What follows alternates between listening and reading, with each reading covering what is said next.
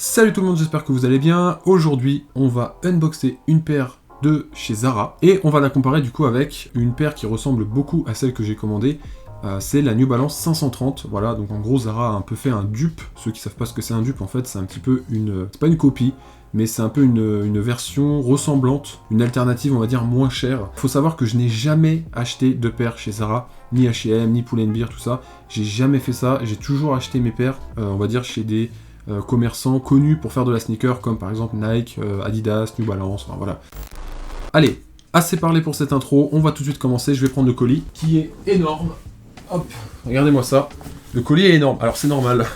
Parce qu'en fait, tout simplement, en me baladant, en fait, j'ai acheté un petit article en plus que je vais vous montrer. C'est comme une énorme, wow. Parce qu'en gros, il y a une petite veste, oh là là. Wow, ok, incroyable. Bon, c'est un extra les gars, j'ai juste acheté ça. C'est une veste sans manches, vous l'aurez remarqué. En gros, je voulais une North Face à la base. Et en fait, quand j'ai vu les prix, j'ai laissé tomber. C'était hors de prix, c'était 280 € je crois. Ok, et du coup, bah, la boîte est toute petite, hein, du coup, à l'intérieur. Elle est... Putain, je l'ai pété la boîte. Les gars, je fais n'importe quoi. Je suis désolé. Voilà. Donc elle est au fond avec plein de papier. Donc là je ne vois rien encore, c'est masqué avec du papier blanc. On va déjà regarder la boîte, à quoi elle ressemble, parce que j'ai aucune idée de à quoi ressemblent les boîtes du coup de paires de Zara. Je sais pas si c'est toutes les mêmes ou si voilà. Faut savoir que cette paire, elle est pas spéciale, mais elle m'a quand même coûté, je l'avais pas précisé, 80 €. 80 € pour moi c'est quand même assez cher pour du Zara, parce qu'on se rapproche quand même pas mal des prix de chez Nike ou New Balance. Si on prend la 530 qui était vendue à la base 100 €, maintenant elle est plus dans les 120. On n'est pas si loin que ça, donc voilà. Je m'attends quand même à une boîte un peu sympa, tout ça, bref, on va regarder tout de suite. Je vais enlever ça. Ok. Alors, eh ben écoutez, c'est tout simple. Voilà, du coup, le visuel à l'avant, qui est très sympa. Ça me fait penser un petit peu à une boîte de Yeezy, dans le sens où c'est que du carton, avec juste un petit design, mais rien de plus, comme vous pouvez voir sur le côté ou quoi. Les Yeezy, ça s'ouvre en tiroir. Eh ben écoutez, c'est parti. Il n'y a pas d'autre chose à review sur la boîte, au final elle est très simple. Je vais tirer et on va découvrir la paire. Oula. Donc vous avez du papier avec encore une fois les petits logos là. Ok, donc je vais soulever, je vais en prendre une en main. Alors les gars, ok. Voici la paire, donc je l'ai regardé un petit peu globalement. Et au premier abord, ça me plaît beaucoup. Je trouve qu'elle est vraiment très belle et je n'ai pas vu beaucoup de défauts. C'est-à-dire, je regarde tout de suite un petit peu les finitions, les points de colle, tout ça. Et écoutez, ça a l'air pas mal, franchement. Ce qui est complètement fou, c'est que regardez, la paire a l'air folle sur la photo là, sur l'image, le petit dessin. Alors peut-être que c'est vrai que là elle est un peu tassée parce qu'elle vient de sortir, mais vous voyez déjà quand on lève la semelle un petit peu, donc peut-être si on passe les lacets et en fait ça relève un petit peu la semelle comme ça. Ouais, déjà là comme ça j'aime beaucoup mieux, ça relève un peu la shape. Là c'est magnifique. Le profil de la paire est vraiment magnifique. Franchement, c'est beaucoup mieux. Alors déjà, on a deux lacets. On a le blanc qui est accroché là et le noir qui est déjà lacé d'origine. Voilà. Au niveau de la paire, au niveau du coup des matériaux, on a à l'avant et sur d'ailleurs toute la paire un espèce de mèche qui fait bien évidemment penser au Dad Shoes, au 530. On retrouve également un avant comme ça en plastique avec des petits détails comme ça qui viennent un petit peu profiler la paire. Qu'est-ce qu'on a d'autre? Là, on a un espèce de cuir un peu différent que le premier. Voilà, ici là, le blanc cassé est un petit peu grainé, enfin je sais pas trop comment expliquer, mais c'est pas exactement le même que celui qui est à l'avant. On a la semelle également qui est bien travaillée avec plein de petits détails de partout. On a cette grille également là qui rappelle un petit peu les Vomero du coup.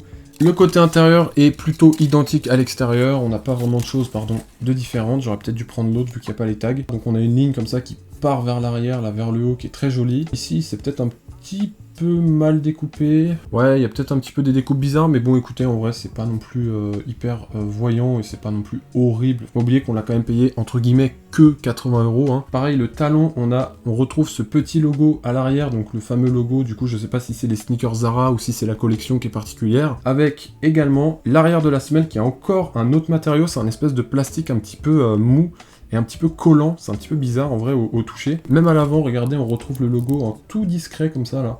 C'est des tout petits détails, mais il n'y a pas écrit Zara en gros, donc en fait de loin on pourrait même pas penser que c'est une paire qui vient de chez Zara. Alors, la languette est en deux matériaux, donc je vais tirer un petit peu. On retrouve encore une fois le logo en tout petit, discret comme ça, avec un faux cuir bien entendu, collé sur l'espèce de petit mèche, voilà, en dessous comme ça. Et de l'autre côté, et d'ailleurs tout l'intérieur de la paire, regardez, c'est super joli, je trouve. C'est un espèce de petit tissu, mais en forme de losange, tout simplement. C'est très joli, c'est assez moelleux, c'est assez doux, en vrai. Ça, à mon avis, ça doit être assez confortable, on verra. Et au niveau de la semelle, eh ben écoutez, bonne surprise, je viens de le voir dans le retour, là, de l'écran. C'est une semelle ortholite. Et donc, du coup, les semelles ortholites, c'est exactement comme dans les New Balance. C'est des semelles qui sont extrêmement confortables. C'est vraiment des bonnes semelles. Donc ça, c'est un très bon point, déjà. Donc, à mon avis, le confort, déjà, d'avance, je peux vous le dire, ce sera bon. Je n'ai pas parlé de la semelle en dessous, c'est très joli. La semelle est réussie pour moi, voilà. Et voilà, écoutez, je pense que c'est tout. Qui reste la dernière étape, c'est du coup le confort et surtout visuellement, est-ce qu'elles sont jolies?